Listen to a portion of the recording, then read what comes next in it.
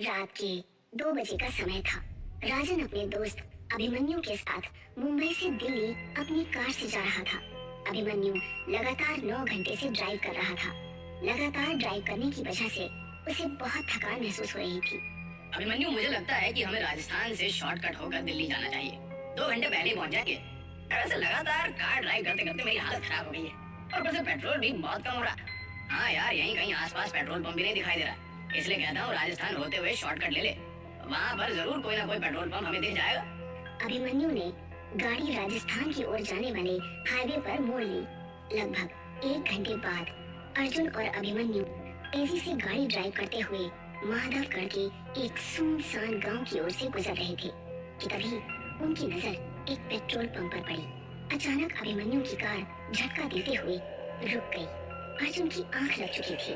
Car अचानक रुकने से अर्जुन नींद से जागते हुए बोला, क्या हुआ? अरे दिखाई नहीं दे रहा है क्या? सामने पेट्रोल पंप है और कार में सिर्फ इतना ही पेट्रोल बचा है कि ये 20 से 30 किलोमीटर दूर ही चल पाएगी। एक पल को तो मुझे लगा जैसे कि एक्सीडेंट हो गया हो। अरे कार मैंने नहीं रोकी अर्जुन, मेरी नजर ही इस पेट्रोल पंप पर पड़ी थी और कार अपने आप झटका देते हुए रुक गई। लेकिन जो भी हुआ अच्छा हुआ, पेट्रोल तो हमें कहीं ना कहीं से डलवाना ही था ना। अभिमन्यु और अर्जुन कार से बाहर निकल आए। उन्होंने देखा उस पेट्रोल पंप पर एक भयानक और अजीब सा सन्नाटा छाया हुआ था। अरे यार, यहाँ तो मुझे कोई नहीं दिखाई दे रहा। कहीं ये पेट्रोल पंप बंद तो नहीं पड़ा? यार ये बंद तो नहीं है, क्योंकि सामने ऑफिस तो खुला है और लाइट भी जल रही है। और वो देख, इस पेट्रोल पंप के अंदर तो एक छोटा सा रेस्टोरेंट भी है, उसके अंदर की भी लाइट जल रही है। और मुझे लगता है कि उस रेस्टोरेंट के अंदर भी कोई मौजूद नहीं। अरे तो इसमें टेंशन वाली क्या बात है? अपने हाथों से पेट्रोल डाल लेंगे, इतनी रात में कौन देखेगा हमें? क्या पेट्रोल पंप के कर्मचारी ने हमें देख लिया तो वो हमें चोर समझेंगे? पेट्रोल पंप के आसपास इंसान तो क्या, एक चूहे का बच्चा भी नजर नहीं आ रहा।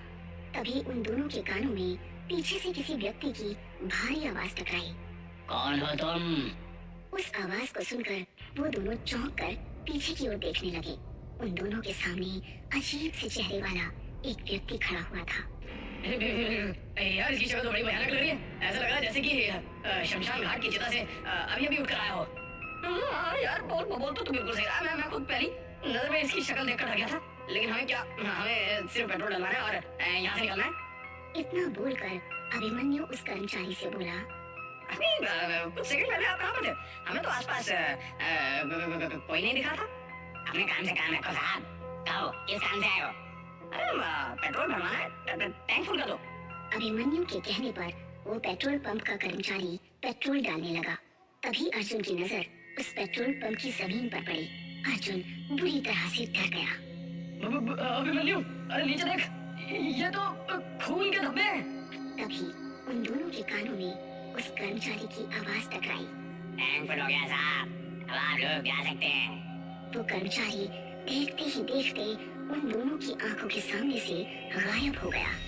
ये देखकर अभिमन्यु और अर्जुन की आंखें दहशत से फटी की फटी रह गई।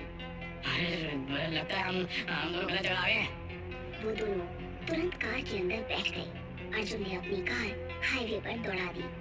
अभिमन्यु को कार ड्राइव करते हुए 1 घंटे से ज्यादा हो गया था, मगर रास्ता था जो खत्म होने का नाम भी नहीं ले रहा था।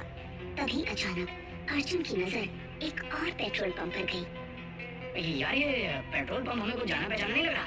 जरा गाड़ी रोक। अबे पागल हो गया क्या? हैं? हमें यहाँ से निकलना है। देखा नहीं तूने कि किस तरह से वो पेट्रोल पंप वाला देखते ही देखते हमारी आंखों के सामने गायब हो गया था? अरे मेरी बात को समझने की कोशिश क्यों नहीं कर रहा? 1 सेकंड के लिए गाड़ी रोक के तो देख। अर्जुन की बात सुनकर अभिमन्यु ने अपनी कार रोक दी। वो वही पेट्रोल पंप था जिस पेट्रोल पंप से वो लोग भागे थे। आंखें फाड़े उस पेट्रोल पंप को देखे जा रहे थे कि तभी उनके कानों में उसी कर्मचारी की आवाज टकराई। अरे तुम मुझे पेट्रोल के पैसे नहीं देकर गए थे साहब। उन दोनों ने जैसे ही खिड़की के सामने देखा तो वही कर्मचारी अपनी भयानक शक्ल लिए हुए उन दोनों को देख रहा था। कुछ ही पलों में अर्जुन और अभिमन्यु की चीख सन्नाटे को चीर गई। इस घटना के 3 महीने बाद शाम के 5 बजे एक कार तेजी से माधवगढ़ के हाईवे पर दौड़ रही थी। कार के अंदर 3 लोग सवार थे, करण, नंदिनी और विजय। वो तीनों पुलिस वाले थे जो 3 महीने पहले लापता हुए अर्जुन और अभिमन्यु की जांच कर रहे थे। कार विजय ड्राइव कर रहा था और विजय को ड्राइव करते हुए काफी देर हो गई थी। यार पीछे हम पिछले 6 घंटे से इस हाईवे पर अपनी कार को दौड़ा रहे हैं, मगर यहाँ तो सन्नाटे और वीराने के अलावा कुछ भी नहीं है। अरे मेरी भी कुछ समझ नहीं आई है, आखिर ये अर्जुन और अभिमन्यु रात के इस वक्त इस सुनसान इलाके में कर क्या रही थी? उनके मोबाइल की आखिरी लोकेशन इसी जगह के आसपास की है यार।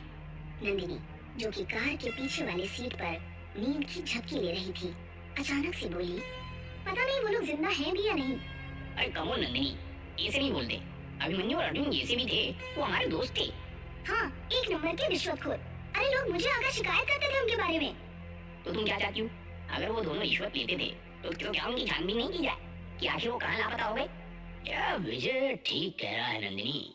डिपार्टमेंट में हर दूसरा आदमी रिश्वत लेता है और हर कोई तुम्हारे जैसा ईमानदार नहीं होता। तभी कार बुरी तरह से झटका देती हुई अचानक रुक गई।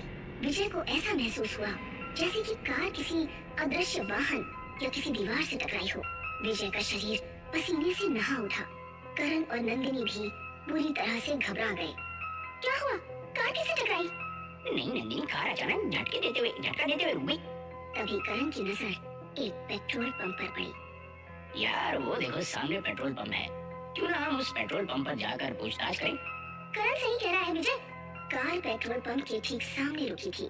विजय, करण और नंदिनी कार से उतर गए और उस पेट्रोल पंप के अंदर चले गए। पेट्रोल पंप पर कुछ लोग मौजूद थे। वो तीनों पेट्रोल पंप के अंदर बने हुए एक रेस्टोरेंट के अंदर घुस गए। रेस्टोरेंट के अंदर कुर्सियां मौजूद न होकर चारपाइयां मौजूद थी, जहां पर कुछ गांव के लोग बैठे हुए भोजन कर रहे थे। कि तभी विजय नंदिनी से बोला, मैं अभी आता हूँ। मैं भी तेरे साथ चलता हूँ यार, थोड़ा हाथ मुंह भी धो लूंगा। नंदिनी वहाँ पर अकेली थी और वहाँ मौजूद लोगों को देख रही थी। नंदिनी एक पुलिस वाली थी। तभी नंदिनी के सामने एक अजीब सा दिखने वाला व्यक्ति आकर खड़ा हो गया। क्या करेंगे आप? फिलहाल तो मुझे एक कप चाय की जरूरत है, एक कप चाय ले आओ। कुछ देर बाद वो लड़का नंदिनी को चाय देकर चला गया। उसने देखा कि कप के अंदर किसी इंसान की कटी हुई उंगली थी। नंदिनी चीखती हुई उस रेस्टोरेंट से निकलकर भागने लगी।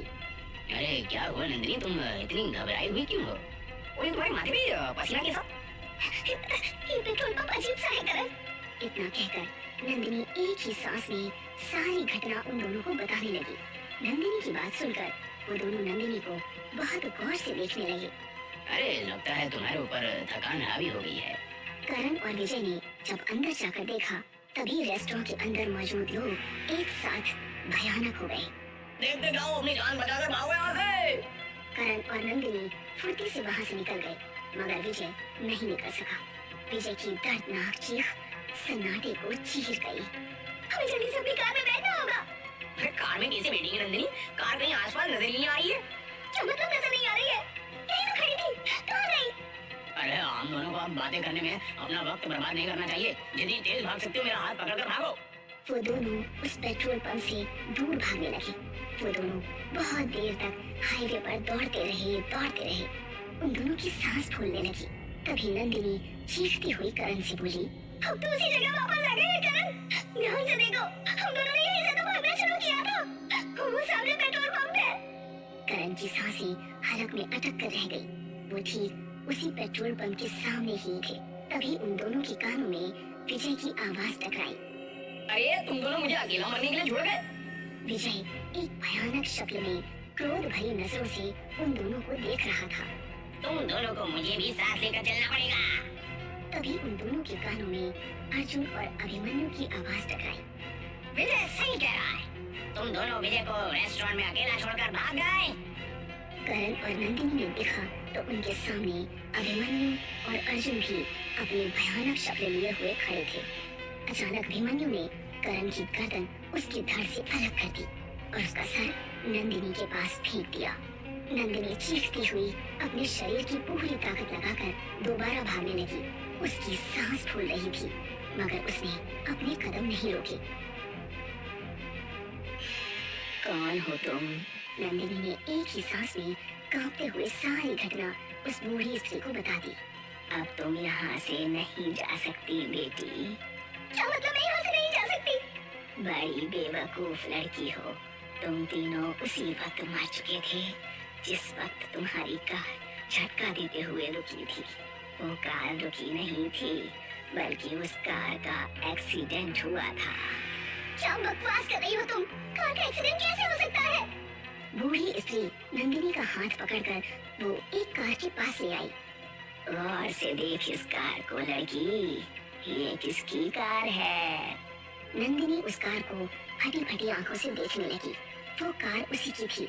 उसने देखा उसकी विजय और करण की लाशें पड़ी हुई थी। तुम तीनों की मौत यही हो गई थी। इस पेट्रोल पंप को देख रही हो? ये हॉन्टेड पेट्रोल पंप है, भूतिया पेट्रोल पंप। इस पेट्रोल पंप पर जो भी आता है हमेशा यहीं पर कैद होकर रह जाता है, और यहाँ जो भी वाहन आते हैं अदृश्य हो जाते हैं। तुम्हारी कार किसी एक अदृश्य वाहन से टकराई थी। अगले दिन न्यूज़पेपर में नंदिनी, विजय और करण की फोटो छपी हुई थी और सभी जगह चर्चा थी कि एक बार फिर उसी हॉन्टेड पेट्रोल पंप पर 3 लोग लापता हो गए। ये क्या रहस्य है, कोई नहीं समझ पाया, और शायद कुछ रहस्य हमेशा रहस्य